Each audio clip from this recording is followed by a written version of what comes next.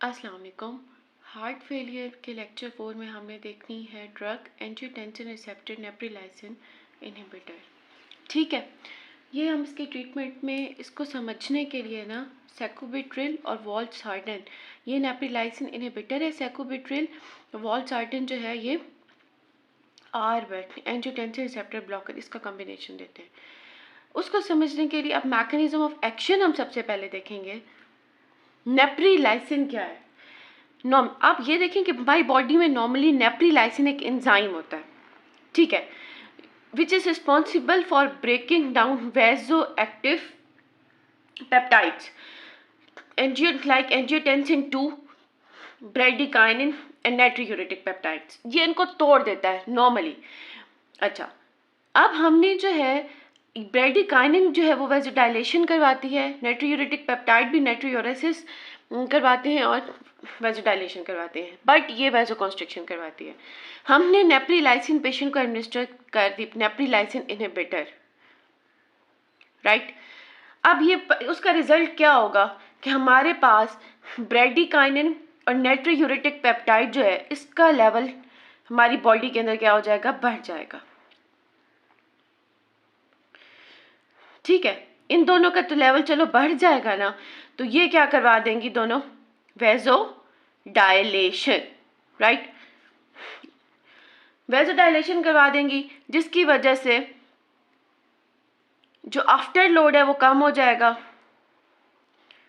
जो हमारी आर्टरीज और वेन्स हैं उनकी रेजिस्टेंस कम हो जाएगी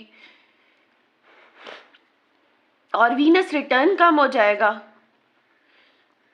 और हमारे हार्ट के ऊपर जो लोड है वो कम पड़ेगा, जो हार्ट का वर्क लोड है वो कम होगा और कार्डिक आउटपुट बढ़ेगा। ठीक है, अब ये सब तब होगा जब हमारी बॉडी में ब्रेडिकाइनिन और नाइट्रोयूरेटिक पेप्टाइड बढ़ जाएगी, जब हम नेप्रिलाइसिन इनहिबिटर देंगे। ठीक है, लेकिन ये साथ में है एंजियोटेंसिन 2, हम इसको इग्नोर नहीं कर सकते। ठीक है, एंजियोटेंसिन 2 को तो हमने बढ़ाना ही नहीं था। एंजियोटेंसिन 2 क्योंकि वेजोकॉन्स्ट्रिक्शन करवाती है ना, इसको हमने कम करना है बॉडी में, इसलिए साथ में हमने एंजियोटेंसिन रिसेप्टर ब्लॉक कर देते हैं, दोनों को कंबाइंड इफेक्ट देते हैं, कॉम्बिनेशन देते हैं सेकोबिट्रिल और वॉल्सार्टन का। अब साथ में जो वॉल्सार्टन है उसने एंजियोटेंसिन 2 की जो एक्टिविटी है जो इसको क्या कर देना है, ब्लॉक कर देना है। तो ओवरऑल वेजोडाइलेटरी इफेक्ट जो है वो प्रोमिनेंट होगा, डोमिनेट हो जाएगा। ठीक है, ये इसको ARNI भी कहते हैं और सेकोबिट्रिल वॉल्सार्टन के जो है ये कॉम्बिनेशन है नेप्रिलाइसिन इनहिबिटर और एंजियोटेंसिन 2 का।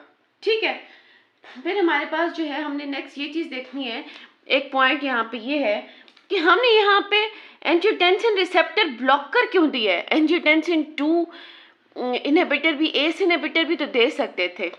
उसकी रीज़न क्या है? उसकी रीज़न ये है कि जो एस इनहिबिटर होता है ना, एस इनहिबिटर इस तरह करता है कि वो एंजियोटेंसिन 2 को डायरेक्टली ब्लॉक कर देता है। डायरेक्टली एंजियोटेंसिन 2 जब डायरेक्टली ब्लॉक होता है ना, हमने ये चीज़ हाइपरटेंशन के चैप्टर में देखी थी कि एंजियोटेंसिन 2 ब्रेडिकाइनिन का लेवल हमारी बॉडी में ब्रेडिकाइनिन को तोड़ता है, लेकिन जब हम एंजियोटेंसिन 2 को ब्लॉक कर दें तो ब्रेडिकाइनिन ऑटोमेटिकली बढ़ जाता है, राइट। एस इनहिबिटर जो है रिस्पॉन्सिबल फॉर इंक्रीजिंग ब्रेडिकाइनिन। अब ये क्वेश्चन अराइज होता है कि हमें तो वैसे भी ब्रेडिकाइनिन का लेवल बढ़ाना ही है क्योंकि ये अच्छी वेजोडाइलेटरी इफेक्ट देता है। नहीं, क्योंकि ब्रेडिकाइनिन का लेवल ऑलरेडी नेप्रिलाइसिन इनहिबिटर जो है ब्रेडिकाइनिन की ब्रेकडाउन को रोक रहा है, नाइट्रोयूरेटिक पेप्टाइड बढ़ा रहा है, ब्रेडिकाइनिन बढ़ा रहा है। अगर हम पेशेंट को एस इनहिबिटर दे देंगे तो ब्रेडिकाइनिन भी और ज़्यादा बढ़ेगा and it will lead to angioedema, जो कि एस इनहिबिटर का एक बहुत ज़्यादा पेशेंट्स में जो है वो एडवर्स इफेक्ट है, ये आता है एंजियोएडिमा, क्योंकि ब्रेडिकाइनिन का लेवल बहुत ज़्यादा बढ़ जाता है। इसलिए हम इस एडवर्स इफेक्ट से बचने के लिए एंजियोटेंसिन रिसेप्टर ब्लॉक कर देते हैं।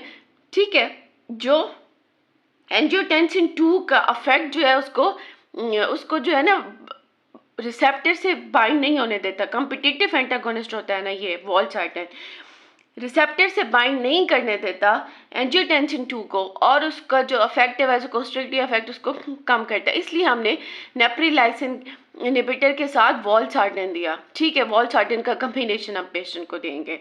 ठीक है, तो ये एडवर्स इफेक्ट जो है ये इसको जो इसमें मतलब जो एंजियोटेंसिन रिसेप्टर ब्लॉकर है ना, इससे भी ब्रेडिकाइनिन का लेवल बढ़ सकता है, बट नॉट एज मच जितना एस इनहिबिटर से बढ़ना था, और एंजियोडीमा का रिस्क ज़्यादा हो सकता है इसी चीज़ को ख़त्म करने के लिए, कम करने के लिए। ठीक है, दूसरी बात ये है कि जब पेशेंट को हम सिर्फ एस इनहिबिटर पे रखते हैं या आप एडमिनिस्टर कर रहे होते हैं, तो पेशेंट में इतना अच्छा इफेक्ट, उसका जो हाइपरटेंशन है कंट्रोल नहीं हो रही होती, उसमें वैसोडाइलेटरी इफेक्ट नहीं आ रहा होता उसके वेजल्स में, तो हम नेप्रिलाइसिन इनहिबिटर और आपका कॉम्बिनेशन उस पेशेंट को देते हैं। ठीक है, specially in patient with heart failure with reduce ejection fraction, right, systolic failure, जिसमें इसको मैं दोबारा रिपीट करती हूँ, heart failure with reduce ejection fraction क्या होता है? Heart failure with reduce ejection fraction means कि जो हमारे हार्ट के मसल्स हैं ना, वो नॉर्मली जब उसमें ब्लड फिल होता है वो स्ट्रेच होते हैं और वो उतना फोर्सफुली ब्लड पंप करते हैं, बट हार्ट फेलियर की कंडीशन में हाइपरट्रॉफी हो जाती है, कार्डियक मसल्स में रिमॉडलिंग हो जाती है। ठीक है, जिसकी वजह से जब उसमें ब्लड फिल हो रहा होता है, उसने जो पंप करना होता है ब्लड हमारे हार्ट ने, इसकी जो कॉन्ट्रैक्शन की पावर होती है, कॉन्ट्रैक्ट करने की पावर कम हो जाती है, ये इसका कार्डिक आउटपुट जो होता है वो कम हो जाता है। ठीक है, इस कंडीशन में हम देंगे ARNI, राइट, नेप्रिलाइसिन इनहिबिटर और आपका कॉम्बिनेशन। ठीक है, फिर हमने इसके फार्माकोकाइनेटिक्स देखेंगे। ये ओरली एक्टिव ड्रग है, इसको आप खाने के साथ एडमिनिस्टर करो ना करो, फूड का से कोई ऐसा इफेक्ट नहीं है, और जैसे ही आप पेशेंट को ये दोगे ना, तो इसकी पेशेंट की बॉडी में जाके ये फौरन से दो कंपोनेंट्स में टूट जाएगा, सैकोबिट्रिल अलहदा हो जाएगा, वॉल्सार्टन अलहदा हो जाएगा। फिर सैकोबिट्रिल जो है वो एक्टिव होती है बाय प्लाज्मास्टरेज, प्लाज्मास्टरेज जो इसको मेटाबोलाइज करता है एक्टिव ड्रग में।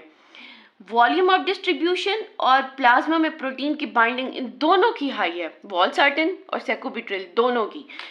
ठीक है, एक्सक्रीशन की यूरिन में है, हाफ लाइफ दोनों की 10 नॉट्स तक है, तो इसलिए हम इसको जो है दिन में 2 दफ़ा जो है इसको एडमिनिस्टर करते हैं। एडवर्स इफेक्ट, इट में कॉज बहुत ज़्यादा हाइपरटेंशन कॉज करवा सकती है, अगर बहुत ज़्यादा वेसोडाइलेटरी इफेक्ट जो है ये हमारा बढ़ जाता है तो हाइपरटेंशन कॉज करवाएगी, और इट में मतलब ब्रेडिकाइनिन, इतना ज़्यादा ब्रेडिकाइनिन का लेवल इतना ज़्यादा बढ़ सकता है कि इट में lead to angioedema.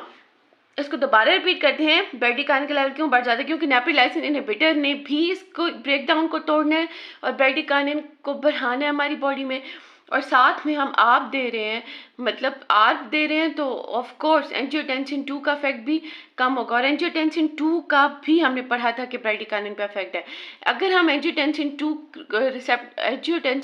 ACE inhibitor देते हैं तो वो भी ब्रेडिकाइनिन को बढ़ाता है हमारी बॉडी में, तो ब्रेडिकाइनिन इधर से भी बढ़ रहा है और इधर से भी इंक्रीज हो रहा है ब्रेडिकाइनिन का लेवल।